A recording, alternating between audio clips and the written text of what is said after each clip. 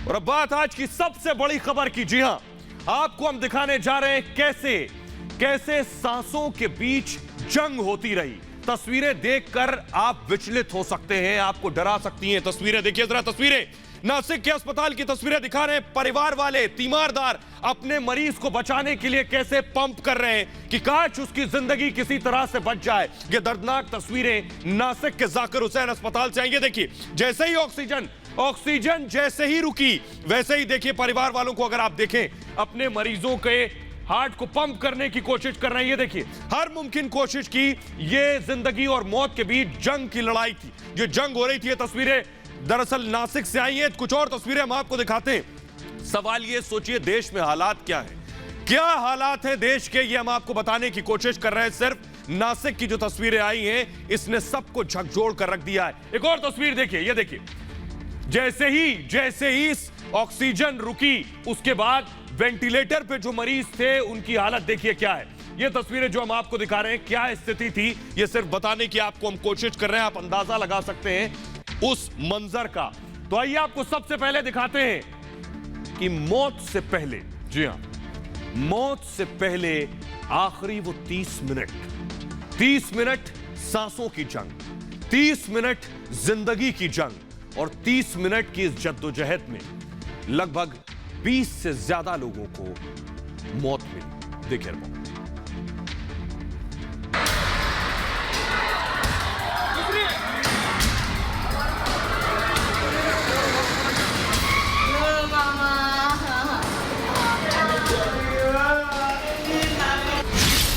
वक्त दोपहर 12:10। जाकिर हुसैन अस्पताल, नासिक, महाराष्ट्र। देश में ऑक्सीजन की कमी के बीच नासिक से दिल दहला देने वाली खबर आई। अस्पताल के अंदर वेंटिलेटर पर मरीजों का इलाज चल रहा था, लेकिन अस्पताल के बाहर रिफिलिंग के दौरान गैस लीक होने से बड़ा हादसा हो गया।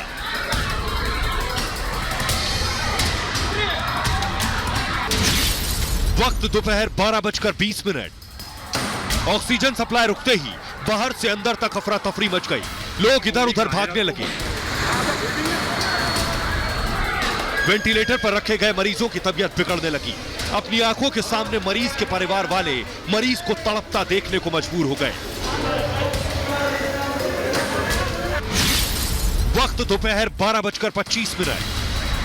अस्पताल के बाहर जहां लीकेज ठीक करने की कोशिश चल रही थी, तो अस्पताल के अंदर मरीजों की सांसें टूट रही थी। एक एक सांस ले पाना भारी हो रहा था। डॉक्टर, नर्स से लेकर मरीज के परिवार जल्द ऑक्सीजन सप्लाई की दुआ कर रहे थे। वक्त दोपहर 12:35। अब सांसों का इंतजार लंबा होने लगा था। उम्मीदें खत्म हो रही थी। सांसें रह रहकर साथ छोड़ने लगी थी। हर तरफ चीख पुकार मच गई थी। वक्त दोपहर 12:40। अस्पताल के बाहर तमाम कोशिशों के बावजूद लीकेज को रोका नहीं जा सका, और इधर अस्पताल के अंदर एक साथ कई परिवारों की दुनिया खत्म हो गई। लोगों ने अपनी आंखों के सामने अपनों को दम तोड़ते देखा। रिफिलिंग करते वक्त जो लीकेज हो गया, उसके वजह से बहुत सारे जो हमारे वेंटिलेटर पर जो हमारे पेशेंट्स थे, उन लोगों का ऑक्सीजन सप्लाई बंद हो जाने की वजह से उन लोगों की मृत्यु हो गई है। अब इन 20 से ज्यादा मौतों पर आरोप प्रत्यारोप का दौर तेज हो गया है, लेकिन बड़ा सवाल यह है कि इन मौतों के लिए जिम्मेदार लोगों पर कार्रवाई कब होगी। आइए अब आपको दिखाते हैं अस्पताल में जब ऑक्सीजन रुकी, 30 मिनट तक मौत और जिंदगी की जो जंग, वो जब हार गई कई जिंदगियां, उसके बाद का मंजर क्या था। अस्पताल के बाहर की तस्वीरें जो आपको दिखाने जा रहे हैं, ये डराने वाली है। देखिए जरा, इस शख्स को ऑक्सीजन नहीं मिली, अस्पताल के बाहर मां लेकर आई है, पत्नी लेकर आई है, और बाहर मौजूद इस उम्मीद में कि शायद इसकी जान बच जाएगी, ये सांसें लेने की कोशिश कर रहा है। ये शख्स तड़प रहा है और आखिरकार इसकी मौत हो गई। ये तस्वीरें आपको विचलित कर सकती हैं, इसलिए तस्वीरें हमने ब्लर की हैं। ये तस्वीरें आपको डरा सकती हैं। सोचिए वो क्या मंजर रहा होगा जब ये शख्स अपनी सांस के लिए लड़खड़ा रहा था, कि आखिर इसे सांस आ जाए, क्योंकि अस्पताल की ऑक्सीजन खत्म हो गई थी। उस स्थिति में देखिए पत्नी ढांढस बना रही थी कि हालात ठीक होंगे, लेकिन तभी शख्स ने दम तोड़ दिया। यह मंजर था नासिक के जाकिर हुसैन अस्पताल का। न सिर्फ यह तस्वीरें, एक और तस्वीर हम आपको दिखाते हैं। लोग अपनी सांसों के लिए जब निकलकर बाहर आए कि शायद अस्पताल के बाहर उन्हें सांस का इंतजाम हो जाएगा, तो ये देखिए जरा दूसरी तस्वीरें। ऑटो की तस्वीर जो है, जिस ऑटो में एक शख्स ने मास्क लगा रखा है, वो तस्वीर हम आपको दिखाएंगे कि आखिर कैसे लोग बाहर आने के बाद सांसों के साथ जद्दोजहद कर रहे थे। ये जो तस्वीर हम आपको दिखा रहे हैं, ये ऑक्सीजन सिलेंडर, दरअसल ऑक्सीजन का वाल्व जो फटा उसके बाद की ये तस्वीरें हैं। ये जो तस्वीर आप देख रहे हैं, यही वजह है, यही दरअसल वजह थी ऑक्सीजन ना मिलने की अस्पताल में। दरअसल ये वाल्व और कॉक जो टूट गया या निकल गया, उसकी वजह से ऑक्सीजन लीक हुई और अस्पताल में ऑक्सीजन नहीं पहुंच पाई। इस बीच बड़ी खबर आपको बता दें, जाकिर हुसैन अस्पताल से जो हमें मिल रही है वो ये कि मौत का आंकड़ा बढ़ गया है। जी हां, 24 लोगों की मौत हो गई है, बड़ी खबर ये मिल रही है। इस बीच मरने वालों की संख्या बढ़ गई है, 22 से 24 हो गई है। जी हां, अब 24 लोगों की मौत हो चुकी है, क्योंकि उस वक्त कई लोगों की हालत गंभीर थी। 23 लोगों की अभी भी हालत गंभीर बताई जा रही है। सोचिए क्या आलम होगा अभी भी अस्पताल के अंदर। 23 की हालत गंभीर है और 24 की मौत हो चुकी है।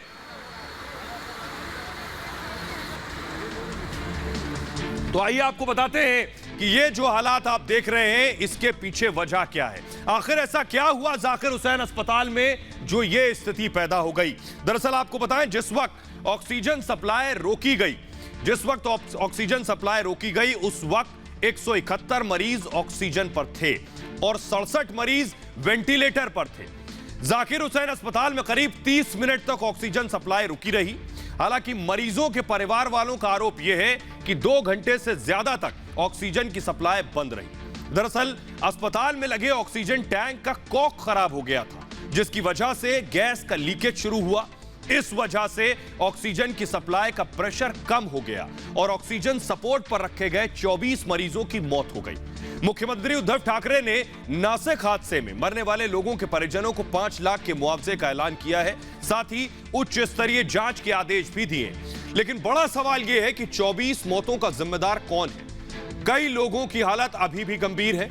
इस हादसे के पीछे कोई मानवीय भूल है या किस वजह से इतनी बड़ी दुर्घटना घटी है, इन तमाम बातों पर फिलहाल प्रशासन ने चुप्पी साध रखी और बताया यह जा रहा है कि अस्पताल में जिस कंपनी ने ऑक्सीजन टैंक लगाया था, उनकी तरफ से टैंक की देखरेख के लिए टेक्निकल टीम के व्यक्ति का होना जरूरी होता है।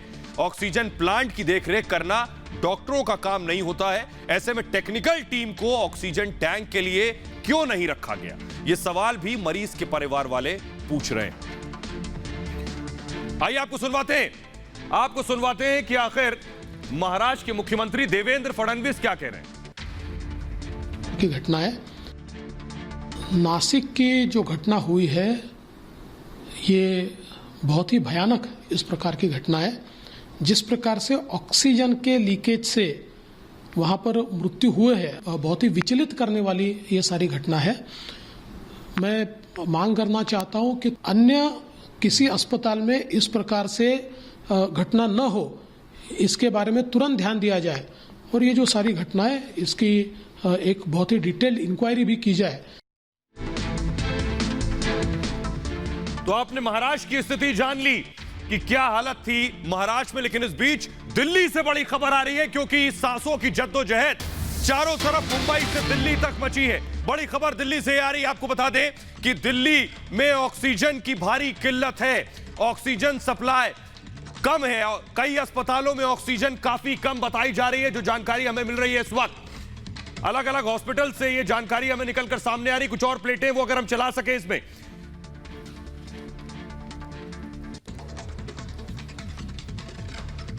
ये तस्वीरें ये जो बड़ी खबर हम आपको बता रहे हैं, दिल्ली में कई अस्पतालों में ऑक्सीजन में कमी है और ऑक्सीजन की मैक्स अस्पताल में ऑक्सीजन की कमी बताई जा रही है। मैक्स में कोरोना के 1400 मरीज भर्ती हैं।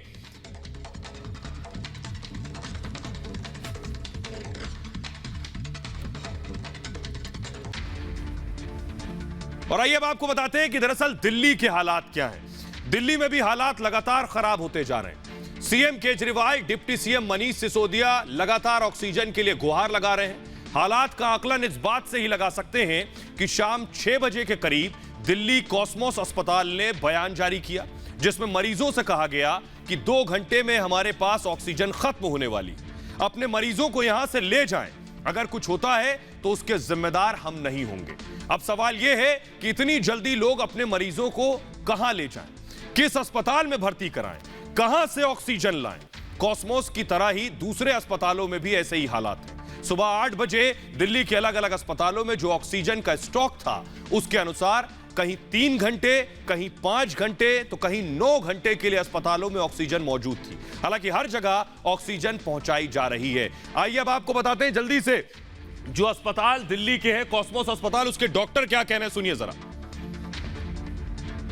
लोगों को ब्राइब तक दिए, जैसे महंगे सिलेंडर्स लिए, सब कुछ किया। पिछले 5-6 दिन से हम कुछ कर रहे हैं। हमने पेशेंट तक को हवा तक नहीं लगने दी कि हम क्या कर रहे हैं।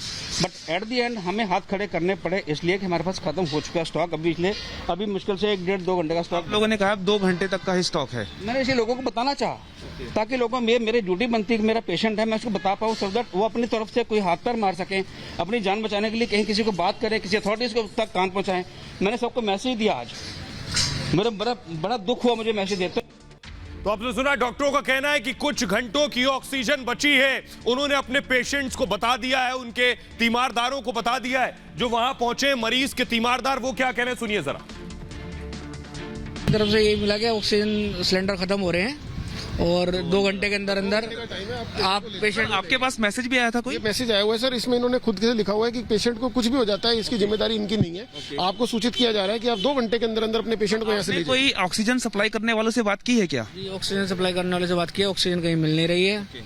ऑक्सीजन की बड़ी दिक्कत है सर। कोशिश कर रहे हैं, जो ब्लैक हो रही है ऑक्सीजन, अपने लेवल पे बहुत कोशिश कर रहे हैं। 1-2 सिलेंडर मिले भी हैं, गाड़ी में रख के ला रहे हैं। तो लोगों को आपने सुना। इस बीच बड़ी खबर आपको बता दें, बड़ी खबर हाईकोर्ट से आ रही है। ऑक्सीजन से जुड़ी बड़ी खबर यह है कि हाईकोर्ट ने कहा है कि पूरी तरह से दिल्ली को ऑक्सीजन दी जाए। दिल्ली हाईकोर्ट का केंद्र सरकार को यह आदेश। जो बड़ी खबर आपको बता दें, दिल्ली के अस्पतालों को ऑक्सीजन मिले, यह कहना है हाईकोर्ट का। मरीजों के लिए ऑक्सीजन प्राथमिकता है, यह हाईकोर्ट ने कहा। इंडस्ट्री को ऑक्सीजन सप्लाई फौरन रोक दी जाए। जो इस वक्त स्थिति बनी हुई है, उसके मद्देनजर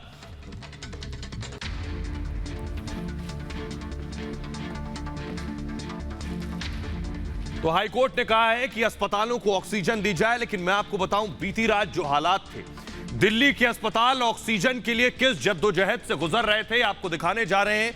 किसी अस्पताल में 3 घंटे का ऑक्सीजन था, किसी में 2 घंटे का ऑक्सीजन था। सोचिए क्या मंजर रहा होगा। देखिए कैसे अस्पतालों तक ऑक्सीजन पहुंचा और उससे पहले क्या हालात थे।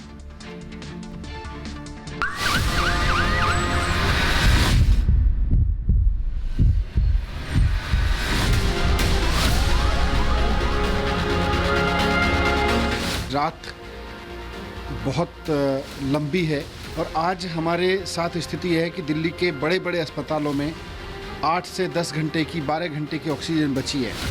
दिल्ली के लिए कल की रात बहुत भारी थी। ऑक्सीजन की कमी को लेकर दिल्ली के सीएम अरविंद केजरीवाल के ट्वीट के बाद मरीजों के परिवार वालों का बुरा हाल था। दिल्ली के अस्पतालों में ऑक्सीजन की भारी कमी थी। ऐसे में हजारों मरीज की जान दांव पर लगी थी।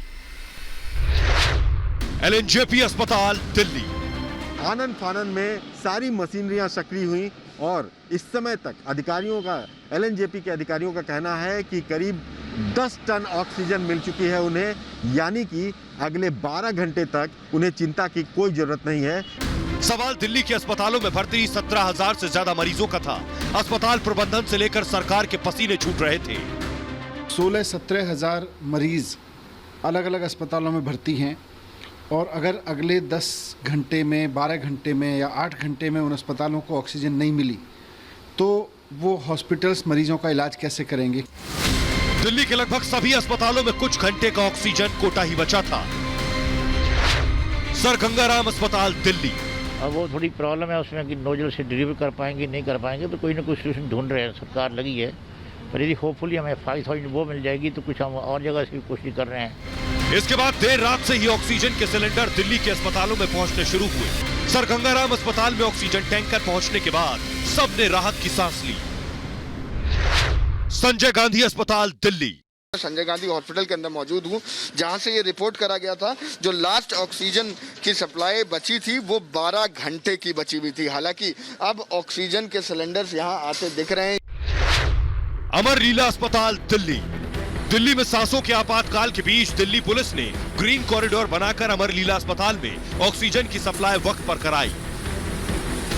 लगातार परेशानी जो है वो उतनी की उतनी ही बनी हुई है, क्योंकि जितने ऑक्सीजन सिलेंडर आ रहे हैं जो बताया गया है उतने ही यूज भी हो जा रहे हैं, क्योंकि पेशेंट जो हैं वो बहुत ज़्यादा हैं और कोविड के जो केसेस हैं वो लगातार बढ़ते चले जा रहे हैं। और आइए आपको जल्दी से बताते हैं, दिल्ली के उप मुख्यमंत्री मनीष सिसोदिया कह रहे हैं दिल्ली के हालात जिस तरह से बने हुए हैं, सुनिए जरा। दिल्ली के बड़े बड़े अस्पतालों में 8 से 10 घंटे की 12 घंटे की ऑक्सीजन बची है और इस वक्त दिल्ली के अस्पतालों में करीब 16-17 हज़ार मरीज़ अलग अलग अस्पतालों में भर्ती हैं और अगर अगले 10 घंटे में, 12 घंटे में या 8 घंटे में उन अस्पतालों को ऑक्सीजन नहीं मिली तो वो हॉस्पिटल्स मरीज़ों का इलाज कैसे करेंगे, क्योंकि कोरोना में ऑक्सीजन लगाना सबसे बड़ा ट्रीटमेंट साबित हुआ है। वैसे में उन मरीजों की जान पे बनाएगी। तो महाराष्ट्र के हालात हमने आपको बता दिए, दिल्ली के हालात आपको बता दिए। अब उत्तर प्रदेश की बात। उत्तर प्रदेश के मुख्यमंत्री योगी आदित्यनाथ खुद कोरोना पॉजिटिव हैं, कोरोना की चपेट में हैं, उसके बावजूद वो लगातार मीटिंग कर रहे हैं, उनके स्वास्थ्य का चेकअप भी हो रहा है। योगी आदित्यनाथ कोरोना से भी लड़ रहे हैं और उत्तर प्रदेश के जो हालात कोरोना से हैं उससे भी जूझ रहे हैं। आज भी उन्होंने अपनी टीम 11 के साथ मीटिंग ली और लगातार जो स्थिति खराब हो रही है, बेड की हालत नहीं है, ऑक्सीजन नहीं मिल रही है, उस पर एक बड़ी बैठक ली। देखिए जरा रिपोर्ट।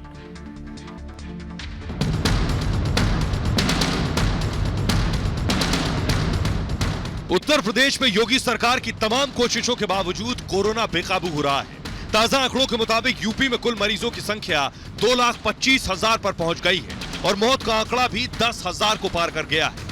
यह हालात तब है जब योगी आदित्यनाथ सरकार ने पूरी ताकत झोंक दी है। योगी आदित्यनाथ खुद कोरोना पॉजिटिव होने के बावजूद रोज बैठकें कर रहे हैं, पल पल की अपडेट ले रहे हैं और अधिकारियों को जरूरी निर्देश भी दे रहे हैं। राज्य सरकार ने ताजा फैसलों में योगी सरकार ने बेड की संख्या दोगुनी करने, अस्पताल में ऑक्सीजन की आपूर्ति बढ़ाने और ऑक्सीजन की कमी को केंद्र से मांग कर पूरा करने का फैसला किया है। इसके अलावा सरकार ने कई बड़े फैसले किए हैं, जिनमें सबसे अहम 18 साल से ज्यादा उम्र के लोगों को फ्री वैक्सीन लगाना है। अब 1 मई से वैक्सीनेशन 3 कैटेगरी में होगी। सबसे पहले दूसरी डोज लगाई जाएगी, फिर 45 साल से ऊपर के लोगों को वैक्सीन लगेंगी, उसके बाद 18 साल से ज्यादा उम्र के लोगों को वैक्सीन लगाई जाएगी। सरकार ने पूरे राज्य में वीकेंड लॉकडाउन का भी ऐलान किया है, यानी शुक्रवार रात 8 बजे से सोमवार सुबह 7 बजे तक पूरे राज्य में वीकेंड लॉकडाउन रहेगा और अगर आपने सार्वजनिक जगहों पर थूका तो 500 रुपए तक का जुर्माना लगेगा। और आइए अब आपको बताते हैं उत्तर प्रदेश में हालात हैं क्या, और उसके बाद आपको दिखाएंगे कैसे यूपी में एक शख्स को पुलिस ने रोका तो दरोगा को उसने थप्पड़ मार दिया।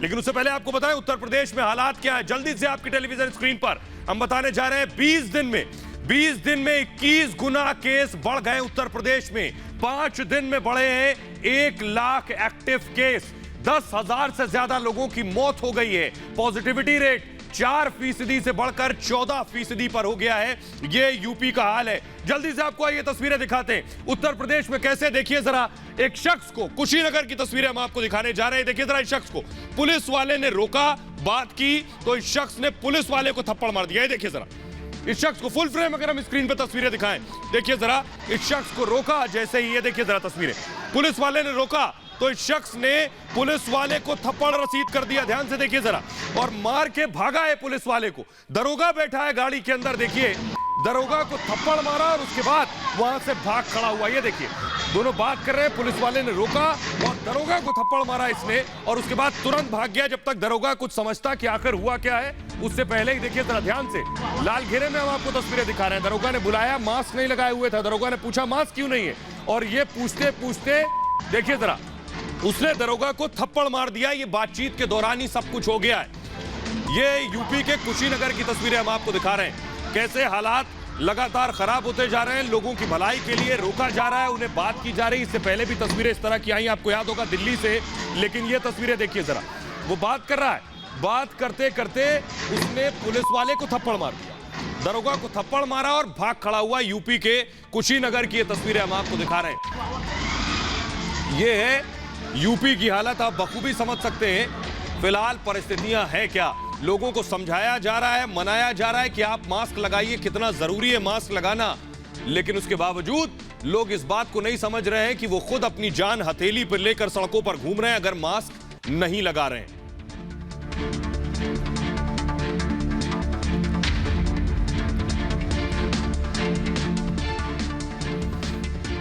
और आइए खबरों में आगे बढ़ते हैं और आपको बताते हैं कि दरअसल हमने इससे पहले आपको बताया कैसे ऑक्सीजन की सप्लाई दरअसल हो नहीं पा रही, लेकिन इसमें अवरोध भी हैं कुछ लोग।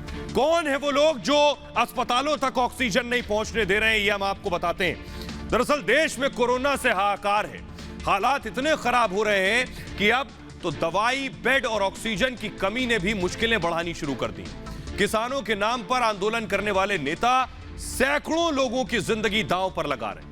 नेतागिरी चमकाने के चक्कर में ये लोग ऑक्सीजन की गाड़ियों को भी अस्पताल तक पहुंचने नहीं दे रहे। दिल्ली बॉर्डर पर बैठे किसान नेता दिल्ली में ऑक्सीजन की गाड़ियों को पहुंचने में रुकावट खड़ी कर रहे हैं, जिससे अस्पतालों में ऑक्सीजन की किल्लत हो रही है। जी हां, आपको बताएं कि जब यह सवाल खुद टिकैत से पूछा गया कि आपके किसान वहां मौजूद है, इस वजह से ऑक्सीजन की गाड़ियां नहीं जा पा रही हैं, तो सुनिए जरा क्या कुछ कह रहे हैं टिकैत। सब एम्बुलेंस जा रहे हैं, सब जा रही है, यहाँ को एम्बुलेंस जाती है, करीब 300 से ज़्यादा एम्बुलेंस पर डे यहाँ को जाती है। मतलब उसकी एक गाड़ी सिलेंडर की रुकेगी यहाँ पे, उसका तो इलाज करेंगे हम। ऐसे छोड़ देंगे कि उत्तर प्रदेश में फैक्ट्री चलाएगा और किसानों के खिलाफ बयान देगा, सिलेंडर को ब्लैक करेगा, उसकी जांच करवा रहे, उसका कहाँ उसकी फैक्ट्री है, कहाँ से उसको लेट हो रहा है वो।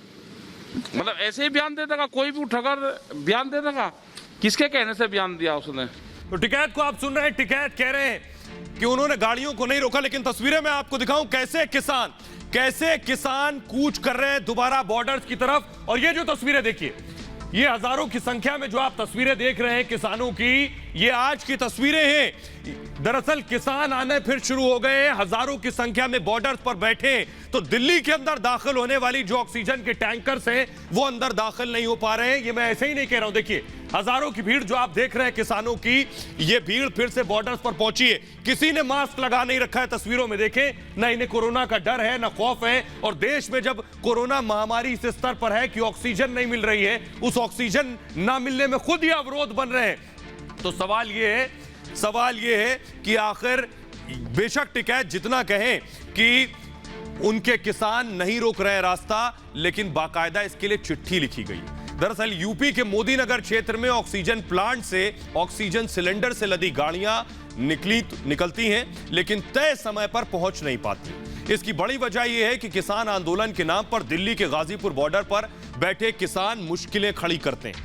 यही वजह है कि दिल्ली में देरी से ऑक्सीजन के टैंकर पहुंच रहे हैं। और इस बारे में ऑक्सीजन सप्लाई करने वाली कंपनियों ने केंद्र सरकार को भी चिट्ठी लिखी है, जिसमें साफ साफ लिखा है, चिट्ठी में क्या लिखा है आपको बताएं, कि रोड ब्लॉक से दिक्कत हो रही है, ऑक्सीजन सप्लाई में देरी हो रही है, जाम में फंस रहे हैं ऑक्सीजन टैंकर्स, आंदोलन की वजह से 2 घंटे देरी हुई, ट्रक को 100 किलोमीटर घूम कर आना पड़ा और यह वजह है बड़ी देरी की। सिंगू गाजीपुर बॉर्डर पर ज्यादा दिक्कत है, ऑक्सीजन के लिए ग्रीन कॉरिडोर बने, यह कहना है उनका।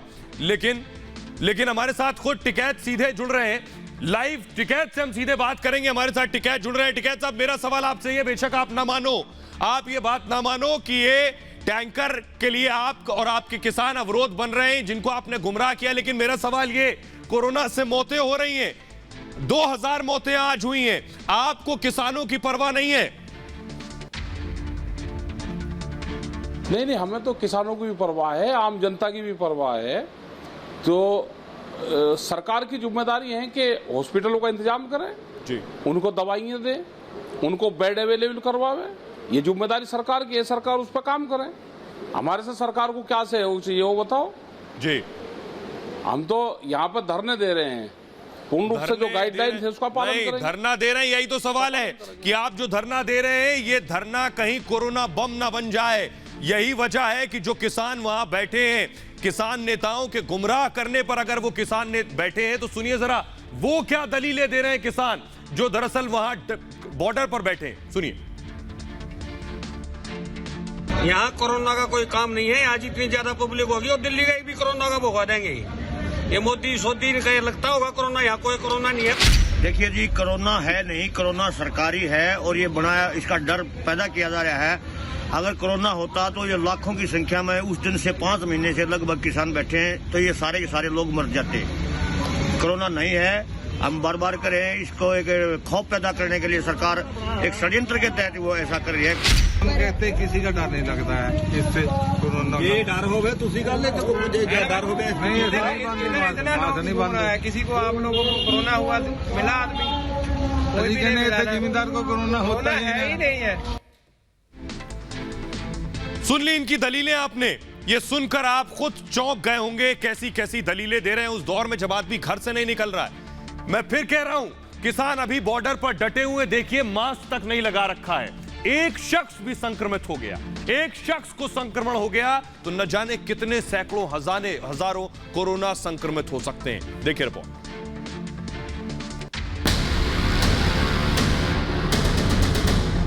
कोरोना संकट के बीच आंदोलन जीवी किसान बाज नहीं आ रहे। सिंगू बॉर्डर पर किसानों के धरने की तस्वीरें डराने वाली।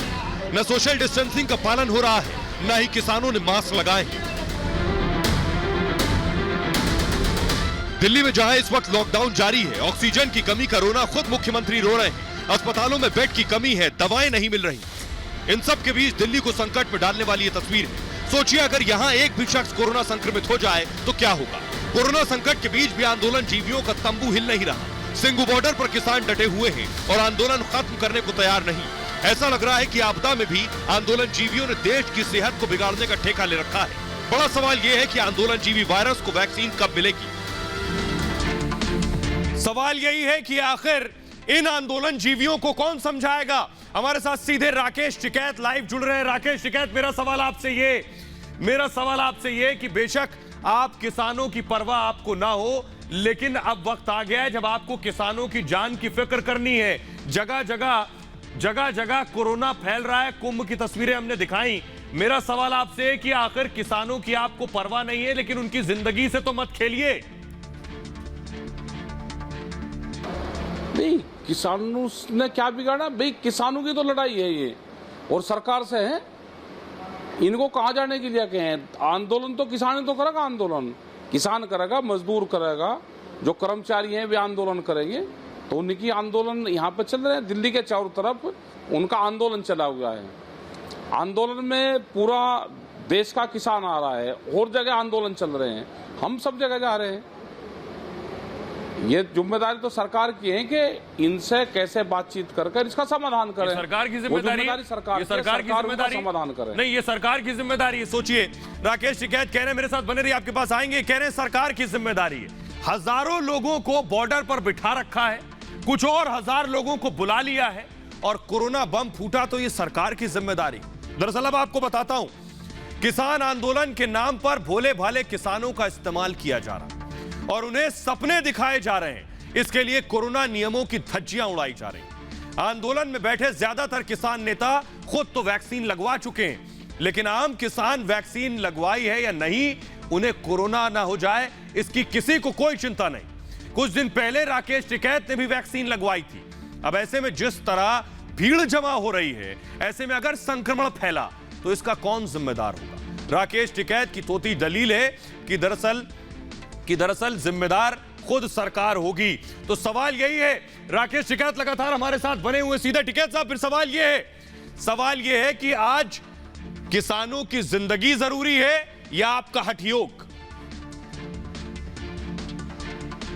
किसान की जिंदगी भी जरूरी है और आंदोलन भी जरूरी है। ये हमारे घर हैं जहां पे हम पिछले 5 महीने से रह रहे, वे हमारे पूर्ण रूप से घर हैं। यहाँ पे निवास हमने कर रखा है, हम यहीं रहेंगे। ये शाहीन बाग का आंदोलन नहीं है कि आप शाहीन बाग का जिस तरह से पिछले साल आंदोलन खत्म करा, वो आंदोलन ये नहीं है। सरकार जब तक बातचीत नहीं करेगी, इन मसलों का समाधान नहीं करेगी, हम यहाँ से कहीं जाने वाले नहीं हैं। नहीं तो बातचीत तो उससे की जाए, टिकैत साहब, हमारा जारी रहेगा। टिकैत कोरोना साहब की जो गाइडलाइंस है उसका पालन करेंगे। टिकैत साहब, अभी बंगाल में क्या हो रहा है? बंगाल में नहीं, सरकार कोई गाइडलाइंस का पालन नहीं कर रही। बंगाल में रैलियां कैंसिल कर दी नेताओं ने। सवाल यही है कि सरकार आपसे तब बातचीत करे जब आप बातचीत को तैयार हो। आप बातचीत के नाम पर हर बार सिर्फ पहुंचते हैं वहां, हल समाधान के लिए नहीं, सिर्फ अपनी हाजिरी दर्ज कराने के लिए। फिलहाल रिपब्लिक भारत से बात करने के लिए बहुत बहुत शुक्रिया। लेकिन सवाल यह है, बेशक राकेश टिकैत को समझ ना आ रहा हो कि हालात कितने खराब हो गए हैं, तो उनके लिए और दर्शकों के लिए मैं आपको दिखाता हूं कि क्या स्थिति है, कैसे हालात लगातार बिगड़ रहे हैं। दिखा रहे हैं आपको, हम देखिए जरा, ये ग्राफिक्स के जरिए हम आपको बता रहे हैं कैसे लगातार स्थिति खराब होती जा रही है। ये आपके सामने देखिए, मैं आपको दिखा रहा हूं 21 अप्रैल को स्थिति क्या थी, 20 अप्रैल को हालात क्या थे, 19 अप्रैल और 18 अप्रैल। यानी अगर आप देखें तो 18 अप्रैल से लेकर 21 अप्रैल तक स्थिति क्या है। देखिए 2,95,000 मामले आज सामने आए, लगभग 3 लाख मामले। उससे पहले देखिए जरा 2,59,000, हर रोज देखिए 30,000 के आसपास मामले बढ़ते जा रहे हैं। अब हम 3 लाख छूने वाले हैं। अभी भी नहीं चेते, अभी भी नहीं संभले तो आखिर कब संभलेंगे। इसीलिए बार बार सबसे गुजारिश की जा रही है कि सावधानी बरतें। बहरहाल आगे बढ़ते हैं और आपको तस्वीरें दिखाते हैं कि इन हालातों में भी कैसे corona warriors, front line warriors डटे हुए हैं, अपना काम कर रहे हैं। तस्वीरें मैं आपको छत्तीसगढ़ के दंतेवाड़ा की दिखाने जा रहा हूं। डीएसपी को देखिए जरा तस्वीरों में, लोग मास्क नहीं पहन रहे हैं, कोई दरोगा को थप्पड़ लगा रहा है, लेकिन ये डीएसपी को देखिए। ये डीएसपी आप देख रहे हैं, डीएसपी गर्भवती हैं, उसके बाद भी ड्यूटी पर पहुंची हैं। प्रेगनेंसी में भी डीएसपी गाड़ियां रोककर लोगों को समझा रही हैं कि मास्क लगाइए। ये देखिए डीएसपी खड़ी हैं, अपनी ड्यूटी निभा रही हैं। लोग जिस दौरान लॉकडाउन में घरों पर हैं, उनसे सिर्फ ये कहा जा रहा है कि आप सावधानी बरतें, मास्क लगाएं। उस दौरान फुल स्क्रीन अगर ये तस्वीरें मैं दिखाऊं तो डीएसपी आप देखिए, डीएसपी रोड पर तैनात हैं, लोगों को समझा रही हैं, हाथ में लाठी है कि आप मास्क लगाइए, घर से मत निकलिए। देखिए जरा रिपोर्ट।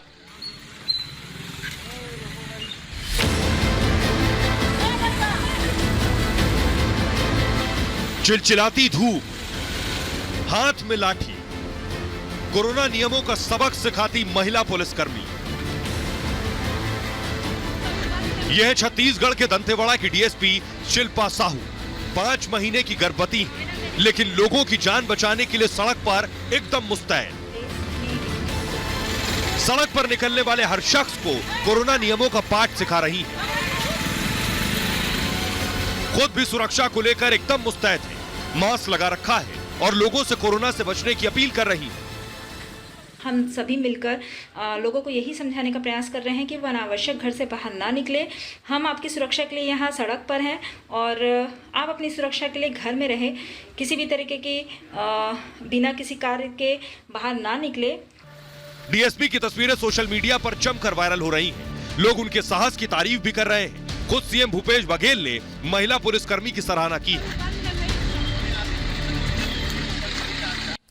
तो आप देखिए, कोरोना वॉरियर दरअसल रोड पर खड़ी है, फ्रंट लाइन वॉरियर। लेकिन दूसरी तरफ देखिए, एक और तस्वीर आपको दिखाते हैं, कैसे मेयर का भतीजा देखिए। ये देखिए जरा, पुलिस वाले ने कहा मास्क लगाओ, स्कूटी पर सवार है बिना मास्क नहीं लगा रखा है। रायपुर, छत्तीसगढ़ के रायपुर की तस्वीरें, मास्क नहीं लगाया है, पुलिस वाला कह रहा है, तो पुलिस वाले से कह रहे हैं आराम से बात करो, मास्क, ये कह रहे हैं रुमाल बांध लो। पुलिस वाला तो ये गुजारिश कर रहा है, जो खुद मास्क लगाए खड़ा है, इस कोरोना काल में भी ड्यूटी दे रहा है रोड पर खड़ा हुआ, उसे भी रिक्वेस्ट करनी पड़ रही है। लेकिन ये मेयर का भतीजा है, सीधे मेयर को फोन लगा दिया। फुल स्क्रीन जरा आप देखिए तस्वीर एक बार।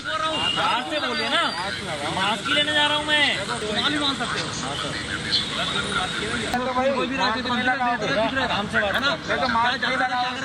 चलो मैं बोल रहा हूँ मास्क नहीं लगाओ, सस्पेंड करवाएगा, करवा भी है ना, वही बोल रहा हूँ। बाहर से बोलिए ना, मास्क ही लेने जा रहा हूँ मैं, रुमाल भी बांध सकते हो।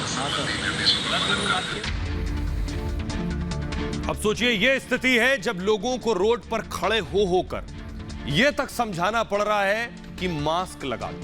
क्या यह भी बताने की जरूरत है? उस पर भी लोग बता रहे हैं कि चाचा मेरे मेयर हैं और उसकी धौंस दे रहे हैं। तो फ्रंट लाइन वॉरियर्स को सोचिए कहां किस स्तर पर लड़ना पड़ता है। फिलहाल इतना ही, अपना ख्याल रखिए। ये भारत की बात है, मैं इतना ही। लौट रहे हैं कुछ और बड़ी खबरों के साथ।